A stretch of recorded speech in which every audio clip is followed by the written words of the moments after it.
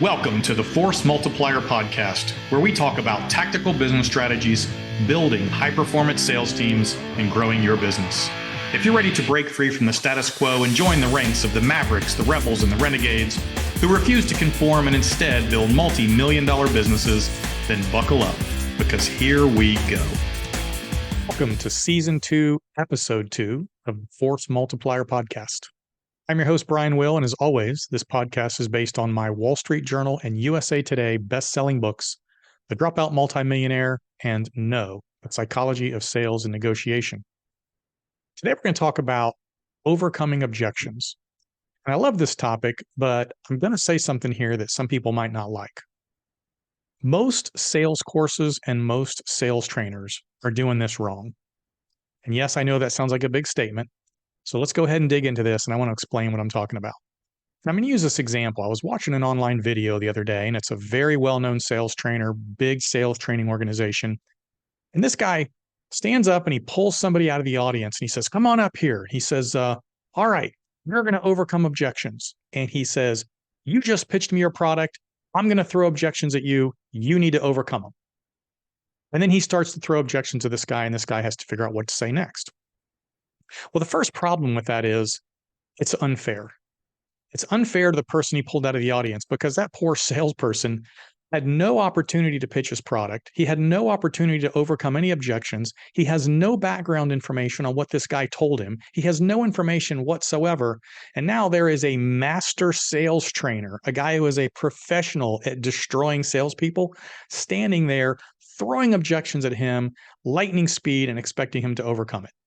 That is not fair. Not fair to the salesperson. Makes the trainer look good because it makes everybody in the audience thinks, "Oh my gosh, he's so good at this. He knows how to, throw objections out. People can't handle it." But that's just not really a fair situation, right? So I see this kind of stuff and I say to myself, why in the world is that salesperson or that sales training teaching you to overcome objections at the end of the sales process? It makes no sense, right? So here's my thing. If you are overcoming sales objections after your sales pitch or at the end of your sales cycle, you have probably already lost your customer, okay? You should have figured out what those objections were before you ever even started trying to sell this person. You say, well, how do I do that? Well, because most products and services that are in the market have a finite number of objections, essentially, that you're going to get every time you do your pitch. Think about this.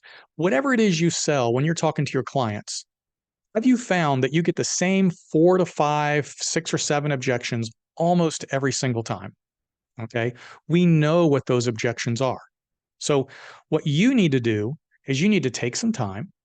You need to sit down, write out what all those objections are, find out the top 4 or 5, okay, identify them, then formulate a script and or a sales process to overcome those objections on the front end during the sales process and not at the end.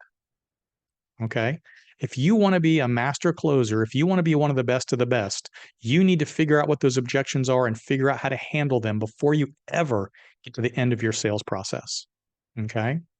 So I need you to take some time. I need you to sit down, figure out those objections, and then let's build a script or a process around those to try and overcome them, okay?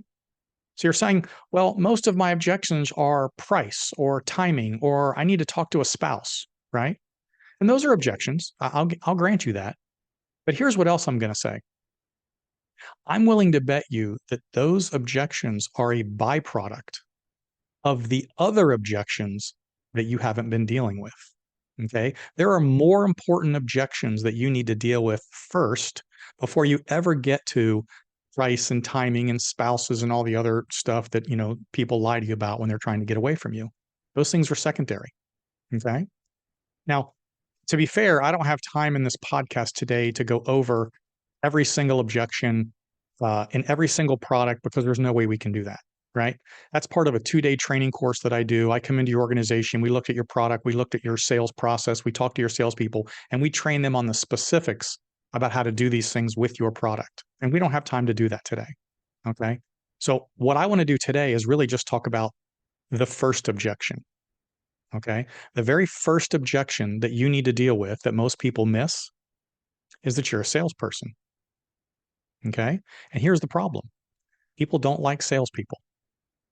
It's not personal. You're probably a great guy, probably coach Little League on the weekends. You have parties at your house. You're a good guy. But when you put your sales hat on, people instantly don't like you. And that fact of them not liking you is not that they don't like you personally. It's really based on a fear. Okay. They are afraid of you. And they're afraid of really two things.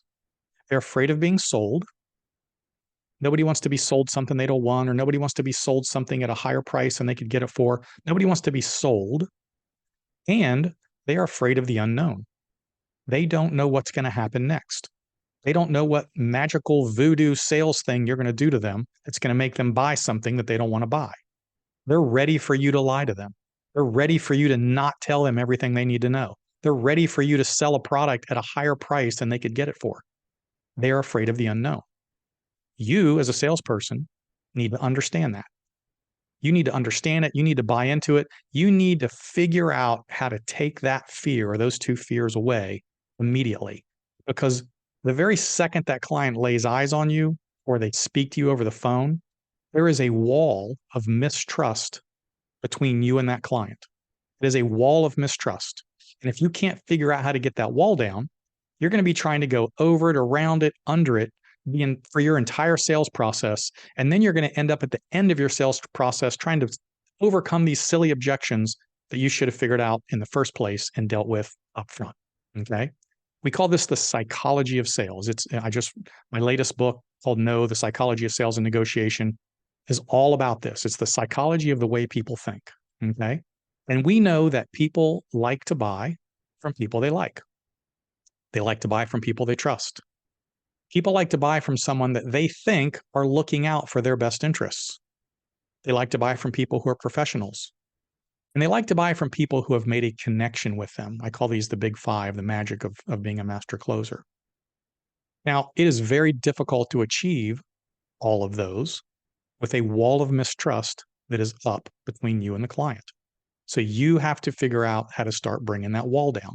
This is not about price. It's not about timing. It's not about benefits. This is about a lack of trust, a lack of likability. This is the wall of mistrust, we call it. It is between you and the client that you have to start working on. Nothing to do with your product or your service, whatever it is you're selling. I don't care. This is the wall of mistrust and it applies across the board. Okay. Everything else is a secondary excuse, usually driven by the fact that you did not overcome these first objections. Do they like you? Do they trust you? Do they think you're a professional? Do they think you're looking out for their best interests? Did you make a connection? Did you take away the unknown? And did you take away the fear of being sold? Those are the things that have to be dealt with first. Okay. So you're saying, well, Brian, well, how do I do that? Well, first you need to understand what I'm talking about. You need to buy into it. Then you need to build a sales cycle and a presentation that overcomes those objections and starts to build all those things I talked about. Okay. And once again, we can't get into it with your product or service on this podcast. We don't have enough time. If you're interested in something like that, we do sales training for organizations. I've done this for 20 years. I've trained billion-dollar companies. My sales teams and my training have sold billions and billions of dollars worth of products and services around the country. This is something we train sales organizations. Today, I just want to focus on this one concept that you're probably focusing on the wrong objection out of the gate. And if you will focus on that one first, then we can start building sales processes around the rest of the objections that you're getting. Does that make sense? Now, if we know we have to start to bring down this wall of mistrust because this person doesn't like us right out of the gate, we're going to build a simple script around it. Okay. And this script will vary depending on your product or service. Well, a generalized script goes something like this. If your name's Bob and you're talking to me, whether it's on the phone or you've come into my shop or my store or whatever it is, or I'm out at your house selling you a product, I will generally do something like this. I will say, hey, Bob, listen, I understand you're interested in XYZ product. And you say, well, yes, I am. All right, well, so let me tell you how this process works. This is what I need to do. I'm going to need to ask you probably a whole bunch of questions because I need to figure out what it is exactly that you're looking for. And I need to figure out whether what I have will solve that problem or will do what you want it to do. Okay, so I'm going to ask you a bunch of questions. Once we get through that process, I'm going to, if I feel like I can help you, I'm going to make a few recommendations. on what you think, what we've got that's going to help you. I will run over some pricing with you. And then I'm going to let you decide if that's something you'd like to move forward with. Now, is that fair enough? Okay. That's my opening line. And what did I do there? I said, hey, Bob, I know you're afraid of the unknown, so I'm about to tell you exactly what's going to happen. I'm going to ask you questions. I'm going to make recommendations. I'm going to go over pricing. And then I'm going to let you decide, is that fair enough? I also took away that fear of being sold because I'm not going to sell you something, Bob. I'm going to ask you a whole bunch of questions. And then if I feel like my product fits, I'll make a recommendation. And I'm not going to try to sell you. I'm going to let you decide. Okay? I'm trying to take away the fear of being sold and the fear of the unknown. And I do it through this simple opening statement. And then I make a transition and I say, is that fair enough? That gets Bob to think through the process, think about what I just said, and say, yes, I agree with the process. I agree with what you're going to do. Yes, we can move forward. Okay? Now, once Bob does that, I need to make sure that I do exactly what I said I was going to do.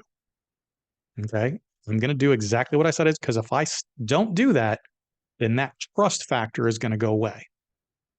Okay? So I'm going to do exactly what I said I'm going to do, and then I'm going to go into my fact-finding stage, and there's a whole lot of stuff we would have to go through, which we do in the personalized training, about making connections and overcoming objections based on your products and services. Again, we don't have time for all that. If you're interested in like getting into a little bit more of that, I do have a 1-hour training course that's on my website. It's broken down into 4 modules. It gets a little bit more in depth on all 4 boxes of the sales process and overcoming objections. So I would encourage you, if you're interested in more information on this, kind of a more higher level information on the entire process, go to my website, www.brianwillmedia.com. You can go into the Force Multiplier section, which is my coaching and training section, and you can go find that free course that's in there and learn a little bit more. So that's it for today. If you want more information, if you want to get the free sales course, if you're interested in coaching for your organization, or if you're interested in coming to one of my coaching training sessions, we do them in a 1-day session, go to the website, brianwillmedia.com or theforcemm.com. Leave me a message. We'll get back to you with how you can do that. And remember, you have to be in the game to win the game. I hope you enjoyed this episode, and if you would like to get more information on either of my books, joining the Force Multiplier Mastermind, or my one-on-one coaching programs, you can find me at www.brianwillmedia.com.